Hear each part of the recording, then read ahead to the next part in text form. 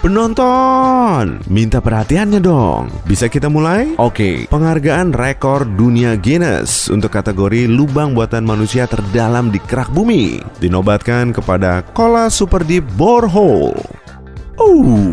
Kedalamannya 12 km. Lokasinya ada di kawasan es Rusia. Saat musim dingin, suhu di sini bisa mencapai minus 40 derajat Celcius.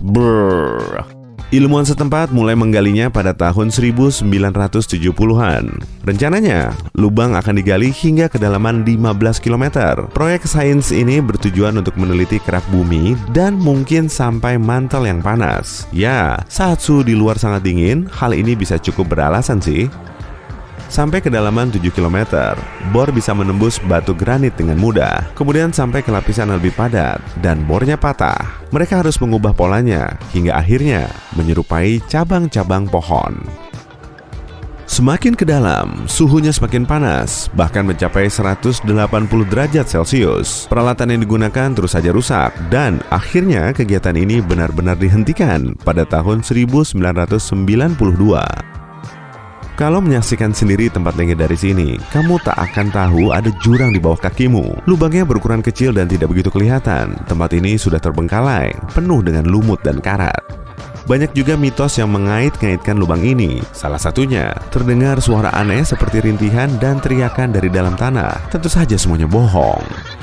Pada saat itu, banyak negara ingin meneliti kerak bumi. Misalnya, peneliti dari Jerman. Mereka mengamati kejadian di lubang bor Kola, lalu membuat bor canggih yang bisa tahan pada suhu ekstrem. Dipilihlah lokasi pengeboran di Bavaria, yang merupakan titik pertemuan dua lempeng tektonik. Dulu, di sini terdapat pesisir laut kuno. Awal tahun 90-an, sekelompok peneliti mulai mengebor sumur di lokasi tersebut. Tapi di kedalaman 7 km, bumi mulai sulit ditembus. Arah lubang terus melenceng. Suhunya juga melonjak menjadi 270 derajat Celcius. Karena kendala ini, mereka terpaksa berhenti di kedalaman 9,1 km. Pada tahun 1977, perusahaan asal Australia mulai mengebor sumur di lokasi yang kaya sumber daya. Ya, menurut perkiraan mereka sih begitu.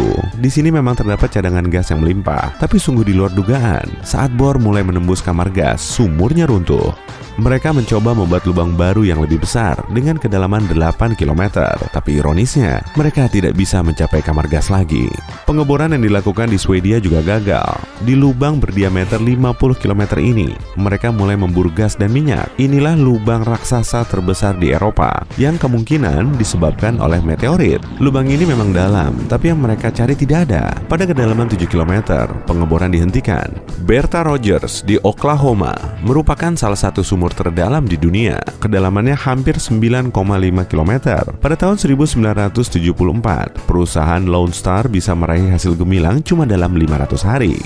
Selama 5 tahun, Bertha Rogers menjadi lubang terdalam di dunia. Kemudian disikut oleh Kola Super Deep. Pengoboran di Bertha Rogers bisa saja menembus lapisan yang lebih dalam, tapi bornya tiba-tiba mengenai lapisan belerang cair. Karena area di sekitar pipa pengeboran mencair, rig kemudian patah. Kalau dari darat tidak bisa menembus mantel bumi, coba dari perairan saja. Haha, begitulah Project Mohole. Namanya berasal dari moho, batas antara kerak dan mantel bumi, serta hole atau lubang. Proyek ini diluncurkan pada tahun 1960-an dan diawasi oleh Lembaga Sains Nasional Amerika Serikat. Kerak di dasar laut lebih tipis daripada di darat, dan mantelnya lebih dekat. Para ilmuwan mengharapkan lubang sedalam 5 km di bawah air akan bisa menembusnya. Mereka memilih lokasi di Samudra Pasifik yang dasarnya kira-kira sedalam 3,5 km. Menurut rencana, proyek ini akan punya 2 fase. Fase pertama berhasil dilakukan. Totalnya ada 5 sumur yang dibor dan masing-masing sedalam 82 meter. Sayangnya, fase kedua tak terrealisasi karena banyaknya kendala. Jadi, tak ada mohol rupanya. Sekarang ini, pengeboran sumur bawah laut sudah sangat lazim dilakukan. Tujuan utamanya untuk mengambil minyak dan gas. Anjungan pengeboran Amerika, EVA 4000, berlokasi di Teluk Meksiko. Struktur raksasa ini dibangun di atas air, setinggi gedung 20 lantai. Anjungan itu bergerak untuk mencari minyak pada kedalaman lebih dari 1.800 meter. Dan saat mendeteksi lokasi yang pas, anjungan ini bisa mengebor sampai 9,5 km di dasar laut. Oke, yuk beralih ke benua Afrika. Jauh ke selatan, terdapat tambang berlian Kimberley. Sekarang ini, mengebor lubang dengan peralatan canggih sangat mudah dilakukan kan? Tapi lubang ini cuma digali dengan tangan manusia. Sekitar 50.000 pekerja terus-menerus menggalinya cuma dengan skop di akhir abad ke-19 hingga abad ke-20. Mereka tidak berambisi untuk menembus sisi bumi kok, tapi jauh lebih tertarik dengan kilau berlian. Salah satu batu mulia paling terkenal, Tiffany, seberat 128,5 karat, ditemukan di tambang Kimberley. Kedalaman lubang ini mencapai 240 meter. Pasti sangat sulit kan? Para pekerjanya harus kembali dari lokasi tambang itu. Sudah seperti meniti tangga di gedung 66 lantai. Saat tambang ini ditutup, sebagian lubang bawahnya diisi tanah. Lalu air mulai membanjiri tempat ini. Lubang ini sekarang menjadi tempat wisata yang populer. Dan tentunya para turis secara diam-diam mencari berlian juga. Seiring pesatnya kemajuan industri, minyak menjadi lebih populer dari berlian. Dan sumur minyak di seluruh dunia terus-menerus digali. Pada tahun 2008, Qatar mengebor sumur minyak terdalam di eranya, Al-Sakhin. Kedalamannya 12,2 km.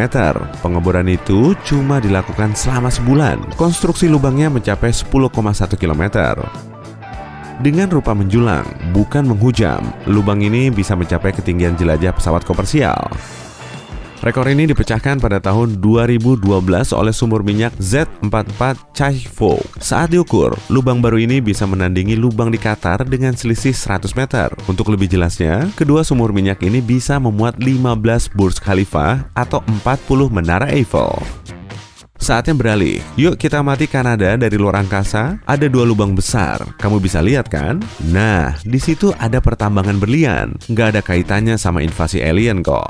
Lubang raksasa ini berada di Pulau Lac de Gras, tak jauh dari lingkar Arktik. Kota ini dilengkapi dengan gedung industri dan administrasi, bangunan mesin, perumahan para pekerja, dan bahkan landasan pacu. Pada tahun 2018, berlian terbesar di Amerika Utara ditemukan di sini. Bobotnya 552 karat. Selain berlian dan minyak, perut bumi juga mengandung berbagai materi berguna, misalnya tembaga. Nah, saatnya meluncur ke Utah untuk melihat tambang Bingham Canyon raksasa.